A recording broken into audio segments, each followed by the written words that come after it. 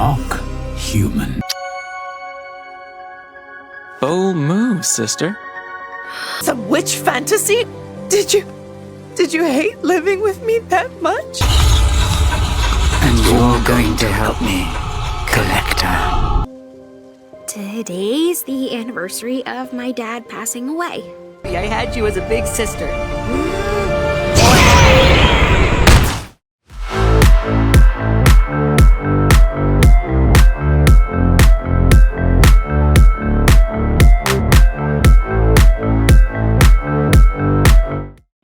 Another season down, another review to go. This is my review of Season 3 of Our House. This review assumes you have seen Season 1 and 2 and or my reviews of them. However, as idiots and Karens exist, I have to say, spoilers ahead. Also, I'm the manager here on this channel. Without further ado, let's start this review. Okay, so Season 1 I said the animation was great and probably will stand the test of time. Then for Season 2, I said they managed to maintain the quality of the previous season. But what do I think of Season 3? I felt the same in Season 3, where they managed to maintain things, but don't take that as a bad thing. It simply means you can binge watch all of this and not feel any impact from the difference between seasons. My example this time round of a good showcase of animation would be Possessed Hunter. I don't know why I even included this category this season, as no one new showed up really, other than King's dad. King?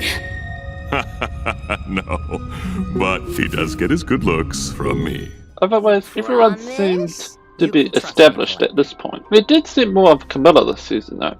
Is that the little king guy you were telling me about? Mm-hmm. Ay, qué lindo. ¡Ay, qué lindo! Ina, he's so cute!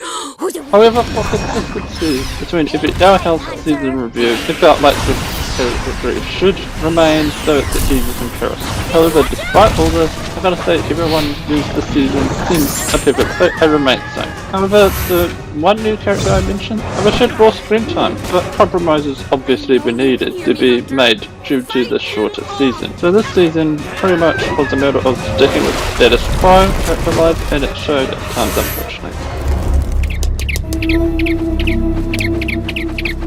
That's right. You wouldn't want me harming your precious palisman, would you? Oh, but then again, I don't care what you want. Goodbye, Evelyn.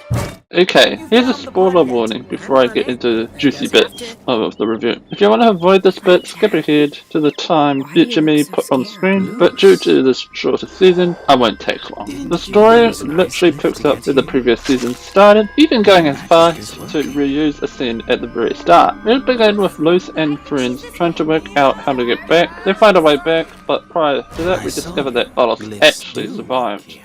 You survived! And shortly after his encounter, Luce loses friends, and Camilla follow him through a new portal back to the Boiling Isles. Once back, they see what the Collector got up to in their absence. Yes. Kids, stand back. Who knows if that monster is alive or not? Actually, the Titan skull is normal. Everything else is wrong. Which was make most of the residents his playthings for his enjoyment. Luce gets her palisman, and Bolos finds a new host to possess, Puppet Rain. Oh yes, I think you'll prove to be quite useful. Me? No.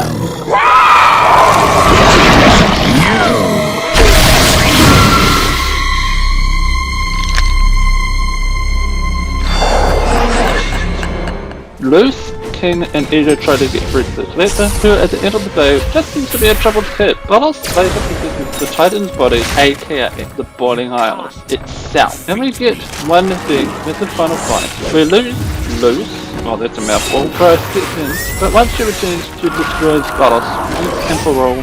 Do not underestimate me, Bellows. For I am the Good Witch Luce, child of the human realm, student of the demon realm, and warrior of peace!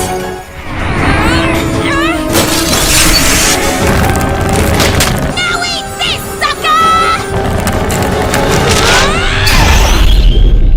The show ends with a flash forward, then the whole run is done. What is this? Well, Since you spent your 15th birthday helping us rebuild the Isles. And 16th. And 17th. We wanted to make it up to you. Camila told us all about your King Cineras from the human realm. They sounded a lot less haunted than our birthdays.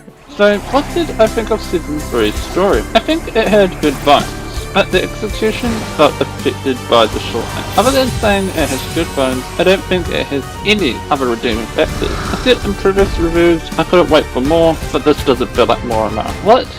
You look fun. Wanna play?